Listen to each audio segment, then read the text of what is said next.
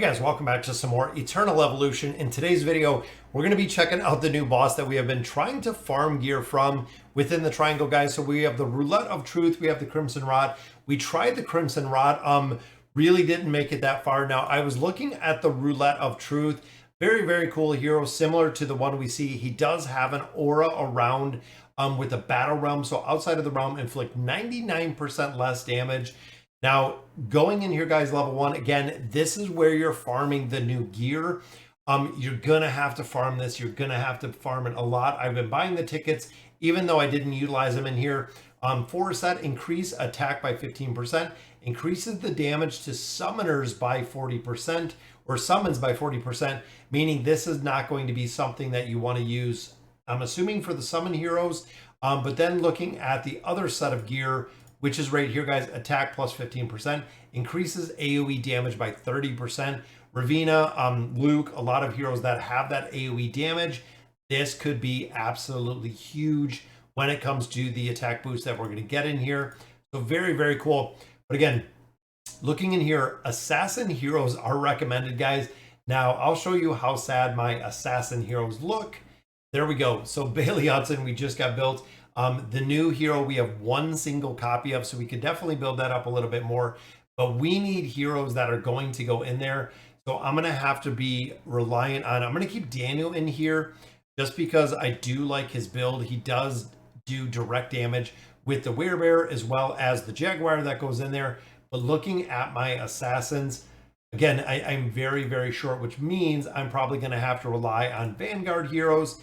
But also another way that you can kind of cheese this, and I don't really like Rando, is with our copy of our Hunter. So you can actually put the Hunter in here. I'm gonna have to change out the commander, but you can put Taylor in here. Taylor has the ability to hop inside this circle, which is what we're gonna look for. You can see we have a pretty good back middle assassin.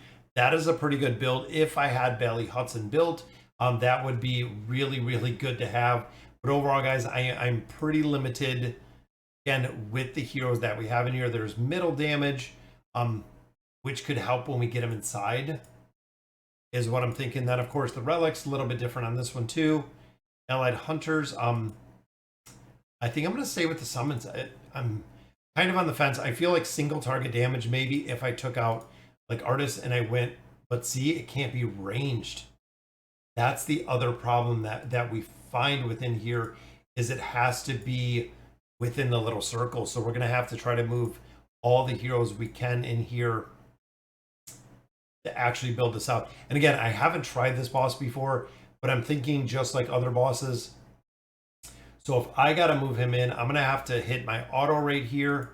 Boom. I'm going to have to turn Taylor off.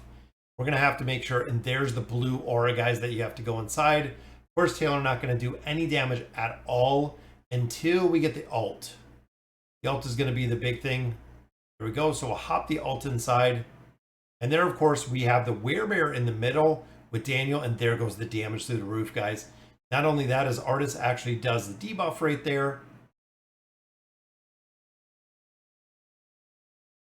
Again, we'll just go ahead. I'm going to hop him over to this side. Hopefully, he will take out the ad. Boom, there we go. So overall, not too bad. And again, guys, look at the damage Taylor is putting out in here. That is pretty impressive to take the boss down. And there we go. So we got some of the gear, guys. Defense and attack, the Realm Devourer. Very cool. So that is our first one. Let's see how many rounds we can actually go through here. And I'm going to stick with the same team. Honestly, this is probably the best team that I have. Again, single target, I'm absolutely horrible when it comes to single target, but similar to what we see with our other bosses, hopping Taylor in there, guys.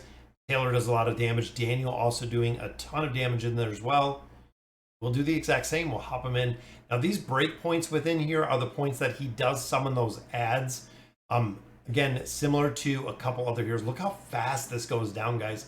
Ads come up. Taylor took down the ad right there. Boom, one is dead. I'm going to pop over to the other side.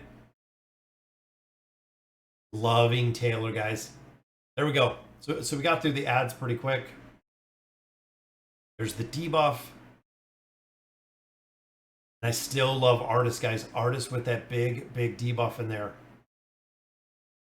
There we go. So Taylor takes out one. Hop Taylor straight to the other side. Those produce AoE damage, so if you don't kill them fast enough, you're essentially going to get burned down pretty quick. But as soon as that werebear goes up, guys, look at Taylor. Wow. Super impressed with the damage that Taylor is doing out, guys. 56 million damage in there. And there we go. There's some more of our gear. Again, attack plus 15% increases damage to summons. I don't think that's summon heroes. I believe that is the actual summons that we have in here. So that's kind of a pretty solid trade-off. We got all of the cards in there as well. Let's see if we can do this one more time, guys. We're going to have to build out some of these assassin heroes. Again, Bailey Hudson, even with the new assassin hero, we're going to have to see who we can build out. Because I feel like in here, Leo's one that does have, utility in here. But I feel like Leo's at the point where we could have an assassin class in here doing a lot more damage than we're seeing with Leo. Even Artist is putting out a lot more damage than we normally see from that hero. But if I could swap Leo for an assassin hero, and I'm going to save, oh, I should have saved the ultimate ability. Gotta live through the AoE. So I can get Taylor to take out these little minions on the side. And again, that's the big AoE, guys. You got to take them out. So Leo goes to the side. We have Taylor on the other side. I know they're going to do a lot more damage out of here. Let's hop Taylor over. Oh, and we have more of them back up. We're not going to be able to do this. I might be able to. It might take a couple of attempts. We got to get that AoE damage down fast, guys. That is one of the big ones. Then, of course, we have the immunity.